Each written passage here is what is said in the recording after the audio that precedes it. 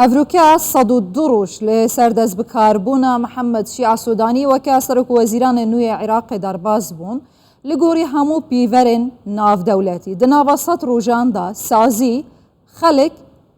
دزانیتن کە ئەف حکوومەتە دێسبە ڕۆژاوێ چ بیت و چاوا بیتن 100 ڕۆژ دەرباز بوون بگشتی خەڵکی عێراقی نەڕازیە هەوا دیت خەڵکی مووسڵێ دگوتی ئەم ji خراپیە بۆ خراپتر چوونە یێباجێ دەداتن خەڵکی هەژار و بێکار و کێم دەرامەتی عێراقیە ji bê qîmetbûna dînar ji giranbûna bazar ji cêbecekirina sûzên di karnameya xwe de Mihemmed Şia Sûdanî dayin bi taybetî lê ser navçeyên sunenişîn bigiştiyan bêjin derheqê Kurdan bi heman awayiye. Lê ema dixwazim li ser vê mijarê jê Diktor Fettah El-Şêx endamê berê baskê Sedr bipirsim. Diktor Fettah gelek bi xêr hatiye Kurdistan 24 spas bû vê derfetê. Bizanim هەڵسەنگاندنە هەوا نرخاندنە هەوا بۆ 100 ڕۆژێن کابینا محەممەد شیع سوودانی وەکە کەسێک و نێزیکە ji baskê Sedr چییە؟ هین چاوا dibînin؟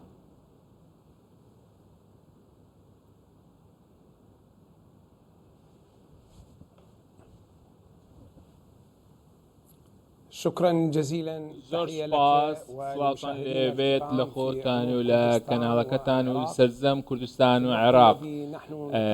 ئێستا تطلع حقيقي لحكومة الإطار التي تمثلت 100 ڕۆژ بەسەر حکوومەتەکەی ئیتار چوارچێوەی هەماهەنگی تێدەپڕێت بە سەرۆکایەتی محەممەد شیع سوودانی هەر لە ماوەی ئەم 100 ڕۆژەدا چەندین بەڵێنمان بینیوە بەڵام ئەم بەڵێنانە بە پچراوی هاتوون و لە چەند ڕۆژی نزیکیش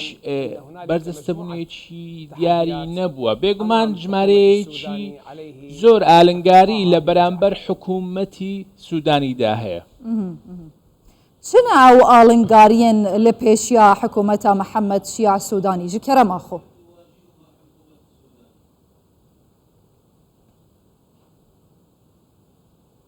يعني فضلا عن وجود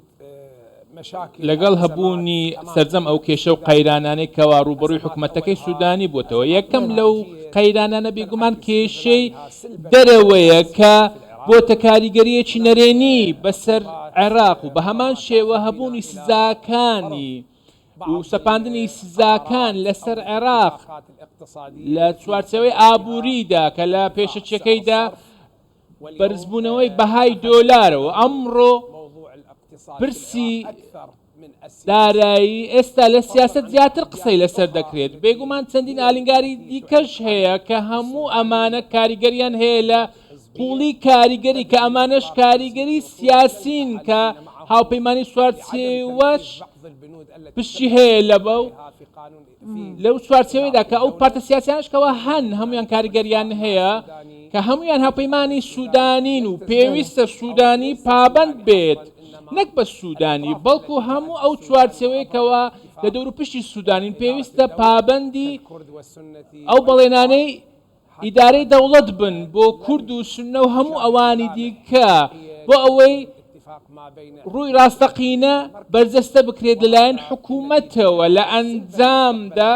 کە ئەمەش کاریگەری دەبێت لەسەر کابینەی سوودانی چونکە لە بەرامبەردا کورد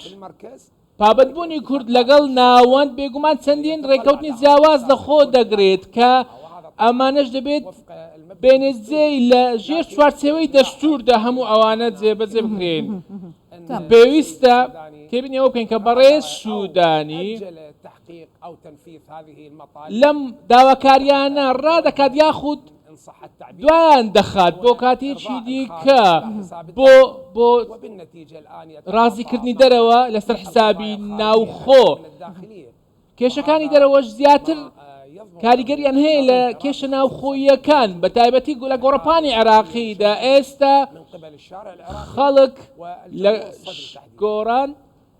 کاریگەریان هەیە بەس. دکتۆر فەتاح تو دزانی ئەف حکوومەتە هەنێ بڕێکەفتن هاتیە پێکئینان نەها حکوومەتە کازمی پابندی وێ ڕێکەفتنێ نابێت یاکو بوو نمونە دگەل کوردان کردی بۆ پێکئینان ناوێ حکوومەتێ بڕعیاتە ئەکتورێ سەرەکە بوو جێبەجێکردنا vê کارنامەیە محەممەد شیع سوودانیە یانژی کەسێن لە پشت پەردەیەنە؟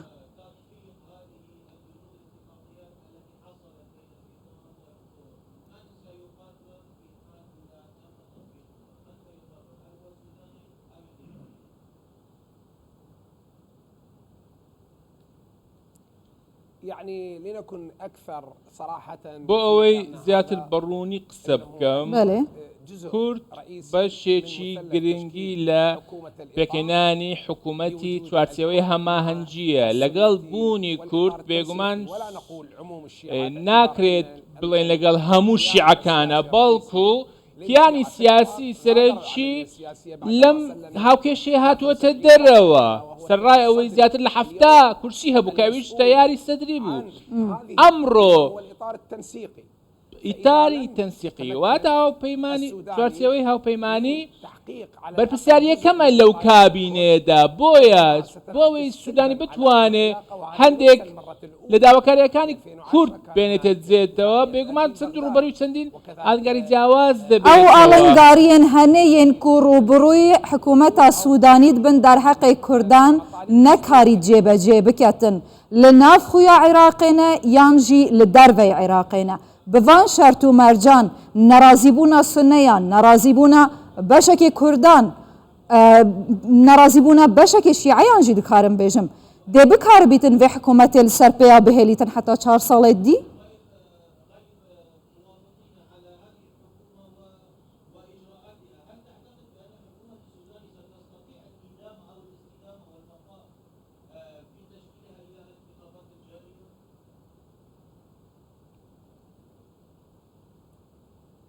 في هذا السؤال احتمالين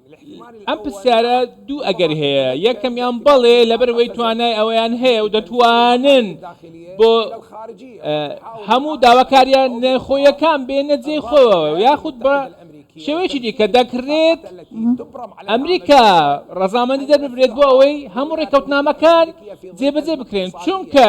ئێستا ئەو قەیرانێکەوە لە عێراق هەیە ئەمریکا یەکێکە لەو ئەکتەرانە و وەڵامی دووەمیش نەخێرە چونکە حکوومەتی سۆدانی تەنها کورد و سونە هەیە و پێکاتووە و چونکە سەدر لەم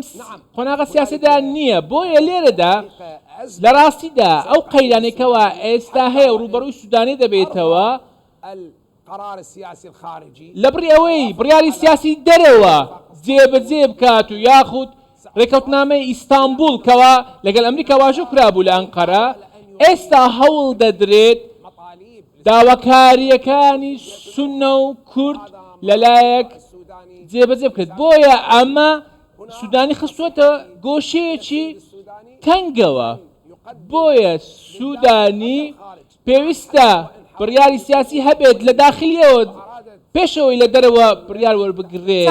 تەمام دکتور فەتاح یا مەراق دکەم ئەوە پرانیا جادا عێراقی مەراق دکات ئەوەیە ئایا دڤان شەرت و مەرجاندا پێکانە مقتەدا سەدر vegeriîteve meydana siyasî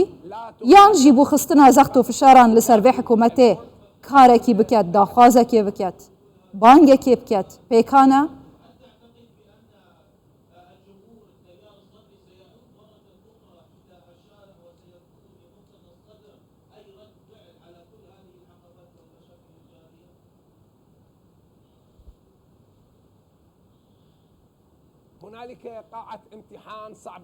ئێستا ژووری ئەزمموی زۆر سەختەیە و سوودانی لەم ژوورەدایە و چاودێری دەکرێت لە ڕووی سیاسیەوە لەلایەن بەڕێز مقتەدا سەدرەوە بە هەمان شێوە گەل هەتا ئێستا و ئێستاش بەدواوە بێگومان چاودێری ئەم پرۆسەیە دەکات پێویستە ئەمە لەبیر نەکەین کەوە دواخستنی خۆپیشاندنەکان بۆ پێکێنانی کابینەی سوودانی بوو ئەگەر هەبێت و ئەم داواکاریان نەنێتە جێ بێگومان پرسی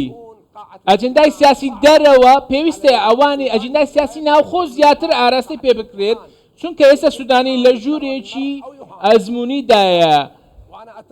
و لە ژێر ئەزمموی چاودێرێکی سردایەوە من باوەڕم وایە ناتوانێت بە سەرکەوتووی لەم هۆڵی ئەزمموە بێتە دەرەوە پەیامە هەوە گەشت دکتۆر فەتاح ئەلشێخ ئەندامێ بەرێ باسکێ سەدر گەلێک سپاس